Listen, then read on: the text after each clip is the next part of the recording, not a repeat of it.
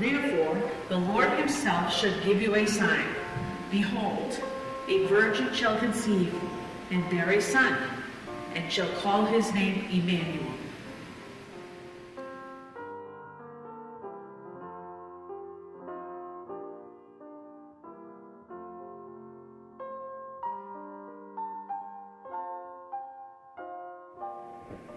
Behold, a virgin shall be with child, and shall bring forth a son, and they shall call his name Emmanuel, which being interpreted is God with us.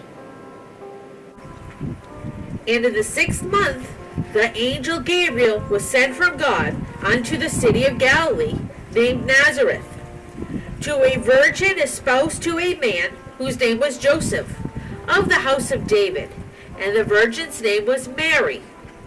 And the angel came in unto her, and said, Hail, thou art highly favored, the Lord is with thee, blessed art thou among women.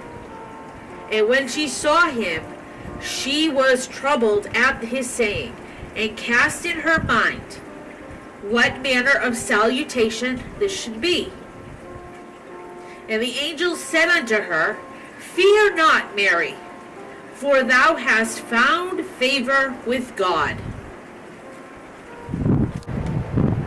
And behold, thou shalt conceive in thy womb, and bring forth a son, and shall call him Jesus. He shall be great, and shall be called the Son of the Highest, and the Lord God shall give unto him the throne of his father David. And he shall reign over the house of Jacob forever, and of his kingdom there shall be no end.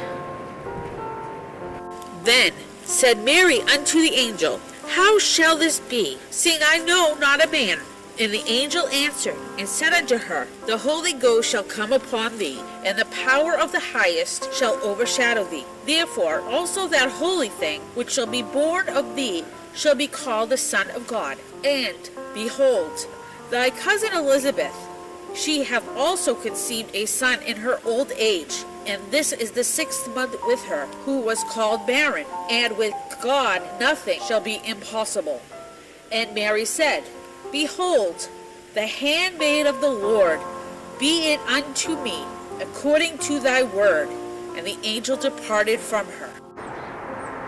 And Mary arose in those days, and went into the hill country with haste, into the city of Judah, and entered into the house of Zacharias, and saluted Elizabeth. And it came to pass, that when Elizabeth heard the salutation of Mary, the babe leaped in her womb, and Elizabeth was filled with the Holy Ghost. And she spoke out with a loud voice, and said, Blessed art thou among women, and blessed is the fruit of thy womb. And that whence it is this to me, that the mother of my Lord shall come to me? For lo, as soon as the voice of the salutation sounded in mine ears, the babe leaped in my womb for joy. And blessed is she that believed, for there shall be a performance of those things which were told from her from the Lord. And Mary said, My soul doth magnify the Lord, and my spirit hath rejoiced in God my Savior. And he hath regarded the low estate of this handmaiden. For, behold, from henceforth all generations shall call me blessed. And he that is mighty hath done to me great things, and holy is his name, and his mercy is on them that fear him from generation to generation. He that had showed great strength in his arm, he hath scattered the proud in the imagination of their hearts. He hath put down the mighty from their seats, and exalted them of low degree. He hath filled the hungry with good things, and the rich he hath sent empty away. He hath holpen his servant Israel, in remembrance of his mercy. And he spoke to our fathers, to Abraham, and to his seed forever. And Mary abode with her about 3 months and returned to her own house. And it came to pass in those days, and there went out a decree from Caesar Augustus, that all the world should be taxed.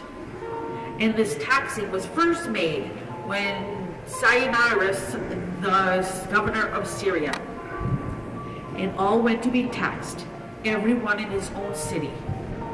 And Joseph also went up from Galilee, out of the city of Nazareth, into Judea, unto the city of David, which is called Bethlehem, because he was of the house and lineage of David, to be taxed with Mary his espoused wife, being great with child. And so it was, that while they were there, the days were accomplished that she should be delivered. And she brought forth her firstborn son, and wrapped him in swaddling clothes, and laid him in a manger. There was no room for them in the inn. And there were in the same country shepherds abiding in the fields, keeping watch over their flock by night. And lo, the angel of the Lord came upon them, and the glory of the Lord shone round about them, and they were sore afraid.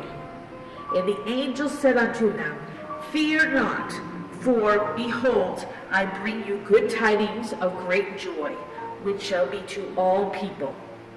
And unto you is born this day in the city of David a Savior, which is Christ the Lord. And this shall be a sign unto you. Ye shall find the babe wrapped in swaddling clothes, lying in a manger.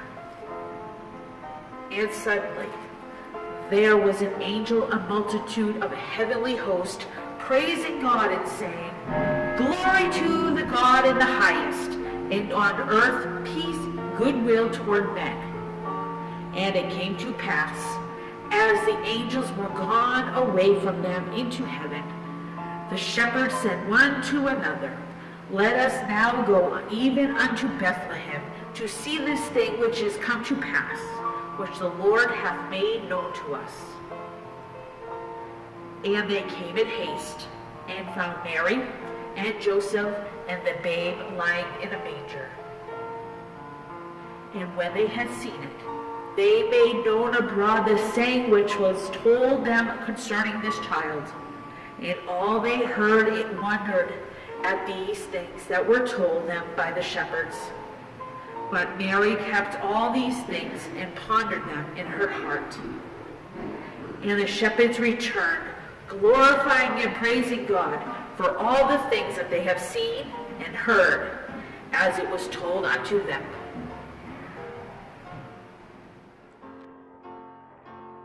And this is the story of Christ's birth, the way that the scriptures declared, and the basis of our Christmas traditions.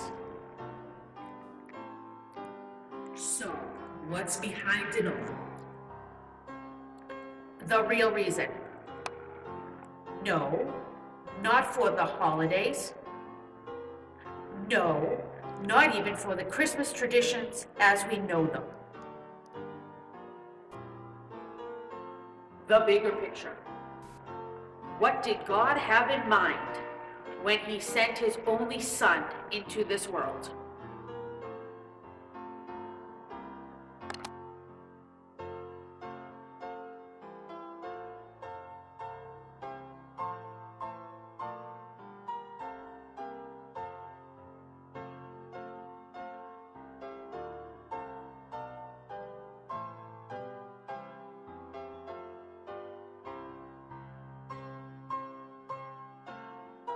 The scriptures declare that at the fullness of time that God sent his Son into the world. Christ came to bear sins of many, that men may live. God's Son was manifest to destroy the works of Satan. He came to seek and save the lost, do the will of his Father, and bear witness of the truth. He came to give eternal life to his people, to give himself for us, to redeem us from wickedness, and purify for himself a people called out of darkness into his light. It was by one man that sin entered the world, and by it death through sin, and so death came to all people, because all have sinned. For this reason, Christ came into the world, born of a woman under the law. Christ fulfilled the law that we could not. He made him be sin for us who knew no sin. He paid the debt we could not pay in his own blood, so we might be made righteous before God, who were previously dead in trespasses and sin. The Lord purifying all those who are called out of this world for his glory, that he might be both just and justifier of all them that believe, foreordained before the foundations of the world, and revealed before men. Christ's death and resurrection, the conquering of sin and death, the reason why he came. Do you believe?